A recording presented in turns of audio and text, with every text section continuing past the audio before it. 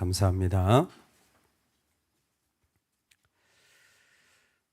나는 아버지와 그가 기독교 선교의 전망에 대해 이야기하던 것을 기억한다. 그들은 부자와 위인들이 사냥개와 말에 돈을 쓰는 대신 선교 파송지를 위하여 원하는 것을 섬기는 것을 명예로 생각할 날이 올 것이라는 데에 동의했다. 1841년 11월 17일 아침 우리는 새벽 5시에 일어났다. 어머니는 커피를 끓이셨다. 데이비드는 시편 121편과 135편을 읽고 기도했다. 아버지와 그는 글래스고로 가서 아프리카행 리버풀 전기선을 탔다. 그 후 데이비드는 아버지를 다시 만나지 못했다. 의대를 나온 리빙스턴이 마지막 이 시편 135편을 읽고 그의 가족과 헤어지며 아프리카로 향하는 모습이었습니다. 그의 가족은 그렇게 떠나는 리빙스턴의 모습을 마음 깊이 간직하고 있었습니다. 바로 이 시편을 읽는 모습이기도 했지만 얼마나 그가 하나님에 대한 마음을 가지고 있었는지 단적으로 보여주는 일상이 아닐까 생각을 합니다. 여러분, 우리를 보면 무엇이 기억나는 사람일까요? 한번 생각해 보신 적 있으십니까? 우리는 어떤 사람으로 기억될까요? 과연 우리 마음에 어떤 것이 있었던 사람으로 사람들은 우리를 기억해 줄까요? 어떤지는 모르겠습니다. 그런데 분명한 것 한 가지는 내가 기억하고 있는 대로 그들도 기억해 줄 것입니다. 내가 무엇을 기억하고 있는지로 그들도 나를 기억할 것입니다. 그게 무엇인지는 사람마다 다 다르겠지만, 그러나 내가 무엇을 중요하게 여기고 무슨 이유가 가장 큰지, 무엇 때문에 결정했는지 내 안에 내가 기억하고 있는 모습대로 우리 자녀들도, 우리 같이 있는 가족들도, 그리고 이 땅의 믿음의 사람들도 기억할 것입니다. 아마 리빙스턴의 마음에는 이 시편 135편을 통하여 그가 30년 동안 아프리카 사역을 하는 그 모든 자리 속에서 부인할 수 없는 것은 하나님 때문에 그의 삶의 자리가 의대가 아니라 선교사로, 그리고 자기의 고국이 아니라 저 먼 타지로 그 수없는 어려움을 결정해 갔을 것입니다. 바로 그 하나님의 모습이 오늘 시편에 담겨져 있는 것 같습니다. 사실 135편을 가만히 읽어보면 대단한 역사나 다른 시편과 큰 차이점을 찾기 어려울 수도 있는 시편일 것 같습니다. 비슷한 단어들과 비슷한 내용들이 반복되어질 때 우리는 그저 또 하나의 시편이다라고 생각할 수도 있기 때문입니다. 그런데 오늘 시편에 우리가 데이비드가 본 그런 관점으로 조금만 더 어디에서 감동을, 어디에서 그런 마음을 가졌을까라는 마음으로만 보더라도 참 너무 소중하고 중요한 내용들이 그 속에 있다는 것을 금방 알 수 있습니다. 첫 번째는 135편은 처음과 끝이 할렐루야라는 찬양하라라는 말들로 나옵니다. 이것은 점점 더 이 시편의 중요한 모습들로 우리로 다가가게 하는데, 왜 찬양하냐면 찬양하라 3절에 여호와는 선하시며 이름이 아름답기 때문이다. 찬양하라 4절에 왜냐하면 이스라엘을 자기의 특별한 소유로 삼으셨기 때문이다. 찬양하라 왜냐하면 6절에 여호와께서 기뻐하시는 모든 일을 천지와 바다와 모든 깊은 데서 행하셨도다. 찬양하라. 안개를 땅에서 일으키시며 비를 위하여 번개를 만드시며 바람을 그 곳간에서 내시는 도다. 아멘. 하나님이 이렇게 하셨다라는 것입니다. 하나님이 선하시고 아름답고 보물처럼 특별한 소유로 삼으시고 그 가운데 안개와 그리고 깊은 데서 건져내시는 모든 일들을 행하신 분이 하나님이시라는 거예요. 여러분 믿으십니까? 아멘. 하나님이 이렇게 하고 계시다라는 겁니다.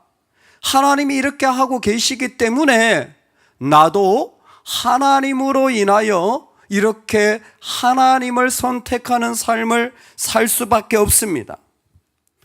하나님으로 인하여 살아가는 삶의 찬송의 이유를 그는 분명히 알고 있었고 하나님이 이런 분이시다라는 것을 보고 있었습니다. 핵심은 8절에서 14절까지입니다. 이 시편 전체의 핵심이 바로 이곳에 있습니다. 우리 한 번만 더 읽겠습니다. 8절부터 14절까지입니다.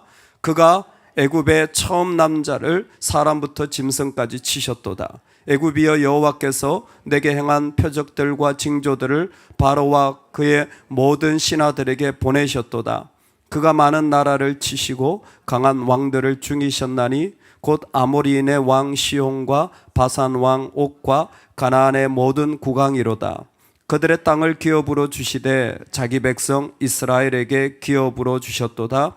여호와여 주의 이름이 영원하시니이다. 여호와여 주를 기념함이 대대에 이르리이다. 여호와께서 자기 백성을 판단하시며 그의 종들로 말미암아 위로를 받으시리로다. 아멘. 아멘. 핵심이 뭡니까? 그 안에는, 이 사람 안에는 하나님의 행하신 일들이 가득한 하나님의 이야기가 있다는 겁니다. 이건 출애굽의 스토리거든요. 그리고 출애굽의 스토리와 더불어서 변함이 없으신 그 하나님의 모습을 그대로 이 사람의 중심 안에 기억하고 있는 거예요. 그러니까 이 사람 안에서 지금 시편 기자의 마음 안에서는 뭐가 나옵니까? 하나님의 사역의 이야기, 하나님이 하신 이야기들이 막 흘러나오는 중심을 지금 그는 보여주고 있는 것입니다. 여러분, 이게 아주 중요한 모습입니다. 우상, 눈이 있고 입이 있고 귀가 있지만 말하지 못하고 듣지 못하고 보지 못하는 것이죠. 여러분, 그런데 우상을 가만히 보면요, 사람들이 우상을 섬기잖아요. 제가 그랬죠. 우상을 섬기는 모습들, 돈 문제가 해결돼야 기뻐하는 사람들, 그게 우상이에요. 우상. 자기 문제가 해결돼야 하나님 일을 하려고 하는 사람들, 그게 우상이에요. 우상. 그게 우상이에요. 뭐 우상이 멀리 있는 거 아닙니다. 여러분, 그런데 우상을 섬기는 자도 있지만 우상 제작자들도 있어요. 우리는 우상을 섬기는 대상으로만 생각하지만 우상을 누가 만듭니까? 다 사람이 만든 거예요. 사람의 손으로 만들었기 때문에 우상이잖아요. 그런데 실제로 우리가 그 사람을 기억할 때 그 사람이 만들어 놓은 것들을 기억할 수밖에 없어요. 마음에서부터 뭐예요? 우상을 만들 수도 있다라는 것입니다. 하나님을 믿는데 아니요. 하나님을 믿는 것처럼 보일지 모르겠지만 어떤 때 보면요, 자기 이유, 자기 상황, 자기 때문에 선택한 일들이 그대로 보이는 거예요. 그렇게 기억하는 거예요. 왜? 그 안에서 그 기억을 자기가 했기 때문에, 그 모습으로 자기가 살아갔기 때문에 그런 모습을 기억할 수밖에 없는 겁니다. 우리에게 있어서 정말 중요한 것이 무엇입니까? 하나님이 하신 일들을 기억하는 것입니다. 그래서 출애굽의 핵심은 징조예요. 징조.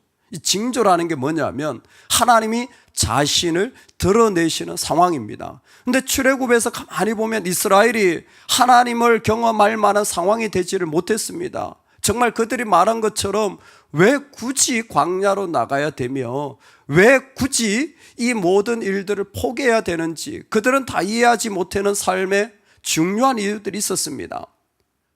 노예 근성은 끊임없이 우리를 이 땅에 붙잡게 하죠. 나가야 할 이유는 오직 한 가지예요. 하나님 때문이에요. 하나님 때문이었어요. 나가야 할 이유는 오직 한 가지, 하나님 때문이에요. 자식 교육을 봐도 애굽이 좋고, 내 직장을 봐도 애굽이 좋고, 내가 살아가는 삶에 내 건강을 봐도 애굽이 훨씬 나아요. 광야로 나가서 어떻게 케어를 받는다는 겁니까? 어떻게 일을 한다는 겁니까? 오늘 우리가 공동체에서 생활하는 게 뭡니까? 여러분, 이 연습을 하는 거 아니겠습니까? 세상에 어떤 일들이 있기 전에 교회 공동체를 통하여 신앙생활하면서 여러분, 내가 지금 훈련하는 게 뭡니까? 하나님 때문에 오직 한 가지, 하나님 때문에 내가 살아간 모습을 우리는 지금 연습하고 있는 겁니다. 그 연습으로 인하여서 세상에 나아갈 때에 하나님이 원하시는 자리에서 어떻게 나아갈까? 사실 우상이 곳곳에 정말 보이지 않게 있어서 섬기는 자들도 있지만 끊임없이 우상을 만들어내고 있는 자들도 있다라는 것입니다. 우상을 만들지 마라, 우상을 섬기지 마라. 여러분, 어떻게 우상을 안 만들어낼 수 있습니까? 우상의 사회 속에서 살아가는데, 우상의 나라에서, 우상의 그런 악의 속에서 살아가는데 유일한 방법이 이 시편입니다. 하나님을 찬양하는 거예요. 하나님을 찬양하는 겁니다. 여기에 찬양한다라는 것은 온 무리가 함께 나와서 그 하나님을 기뻐하고 기억하고 있는 모습을 그대로 드러낸 말들입니다. 즉 그 안에서 함께 주님을 막 즐거워하는 것이죠. 주님을 즐거워할 만한 이유가 있을까요? 아마 없을 겁니다. 이들 삶의 자리에는 주님을 즐거워할 만한 모습이 없어요. 근데 주님을 어떻게 즐거워합니까? 하나님 그분으로 즐거워하는 겁니다. 하나님이 선하시기 때문에, 하나님이 크시기 때문에, 하나님 아름다우시기 때문에, 하나님 그곳에서 건지실 분이시기 때문에 그분으로 인하여 즐거워하는 겁니다. 할렐루야. 그게 찬양인 거예요. 내 삶의 자리가 뭔가 잘 돼서 찬양하는 게 아니라 하나님 그분으로 인하여서 즐거워하고 높이는 겁니다. 그때에 내 안에 내가 만들려고 했던 우상들, 내가 선택하려고 했던 우상들, 내가 살아가려고 했던 우상들의 모습이 자연스럽게 무너지고 그 자리에서 하나님의 영광과 은혜가 그 가운데 세워지는 것이죠. 수메르 문화에 보면요, 참 사람이 우상 만드는데 탁월하다는 것을 보게 됩니다. 여러분도 아마 그냥 이렇게 그림 같은 거 한번 보신 적이 있는데, 애굽 이집트죠. 이집트나 그 수메르 문화에 보면요, 사람들은 저 지평선을 보면서 있잖아요. 바다와 이 그 땅과 하늘이 맞닿은 곳, 또 바다와 하늘이 맞닿은 수평선을 보면서 늘 생각했던 게 뭐냐면, 저 지평선이나 수평선 끝에 저 맞닿는 영역에는 문이 하나 있을 거라고 생각을 한 거예요. 문이. 그래서 그 문으로 들어가면 하늘로 가게 될 거다. 하늘로 들어가면 하늘의 신을 만나게 되고 하늘의 신의 능력을 덧입게 되는데, 하늘의 신이 이 땅에 가끔씩 내려온다라는 거예요. 하늘의 신이 내려온 게 뭐냐면 오늘같이 이렇게 비가 오거나 바람이 불거나 번개가 치는 날씨의 변화는 거예요. 날씨의 변화.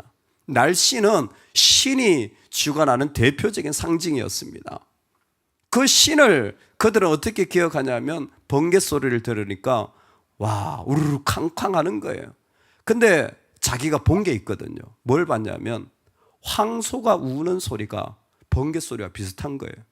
그래서 수메르 문화에 보면 이 뿔난 황소가 자리에 앉아 있는 게 많습니다. 이 아쿠르라는 신이에요, 신. 왜냐하면 바로 번개와 같은 소리를 내는 능력을 가지고 있다라는 거죠. 지금 보면 참 그게 뭐라고 그걸 황소를 갖다 놔놓고 그걸 섬기나 싶겠지만요, 삶의 큰 소리가 좀 나보세요. 삶의 우르르 쾅쾅 하는 소리가 나보세요. 그러면요, 우리는 벌써 우상을 만들기 시작해요. 아유, 하나님 그거 저 못해요. 하나님 저건 안 되겠어요. 하나님 저건 안 돼. 지금 상황이 안 돼. 벌써 우리는 우상을 만들기 시작해요. 그리고는 다 결정을 합니다. 다 결정을 해요. 그러면 그것을 내 마음의 자리에 앉혀놓는 거죠. 이게 나의 신이야. 그 자리를 버릴 수 있는 사람들은 저와 여러분들입니다. 어떤 큰 소리가 나더라도 나는 하나님 때문에 살아갑니다. 왜? 하나님 그분이 그렇기 때문에. 나의 모습이 아니라 하나님 그분이 그런 일을 행하시는 분이기 때문에. 그래서 여러분, 우리가 하나님 때문에 살아가려고 한다면요, 저는 오늘 이 본문이 꼭 필요하다고 생각합니다. 첫 번째, 내 안에 8절부터 14절 같은 하나님의 이야기가 강같이 흘러야 돼요. 내 안에 계속 하나님의 스토리가 흐를 수 있기를 주의 이름으로 축원합니다.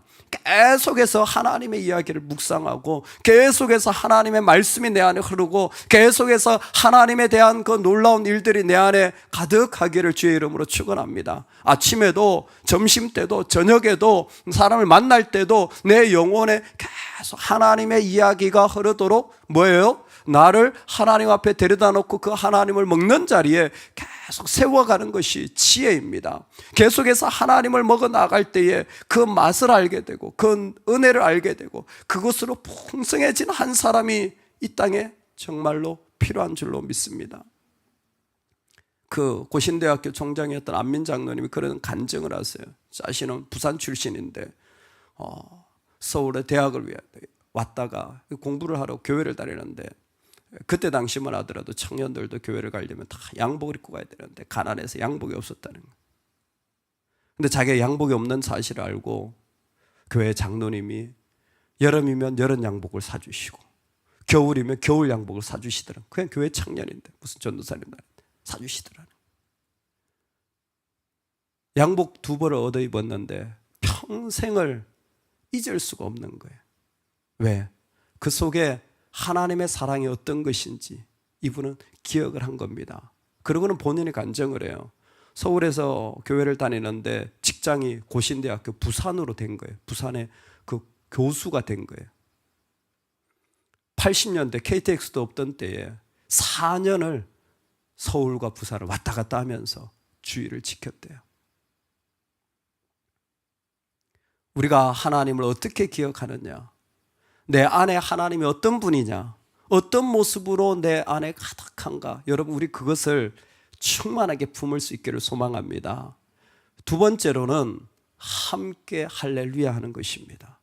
내 안에 내가 하나님 때문에 살아가려고 할 때 중요한 게 무엇이냐면 함께 할렐루야 하는 거예요. 여러분, 혼자 할렐루야 할 수는 없습니다. 이 시편의 할렐루야 힐렐이라는 말은 반드시 함께 즐거워하는 거예요. 그래서 하나님의 사람들과 더불어 연합하고 함께하고 그리고 함께 세워져 가는 게 너무너무 중요한 겁니다. 함께 찬양하는 거예요. 함께 찬양할 때 내 마음의 우상들이 드러나고 부서지는 거예요. 그래서 그와 같은 마음들을 더욱더 하나님 앞에 고백할 뿐만이 아니라 함께 더불어 찬양할 이유들을 서로 세워가야 합니다. 하나님 때문에 이렇게 살아가야 합니다. 하나님 때문에 이렇게 살아가야 합니다. 하나님 때문에 이렇게 살아가야 합니다. 여러분, 이러한 모습들이 우리 가운데 서로 우리 가정에 또 우리 자녀들에게까지 기억되어져서 정말 하나님 때문에 살았던 분입니다 라는 고백이 이 땅 가운데 저와 여러분의 삶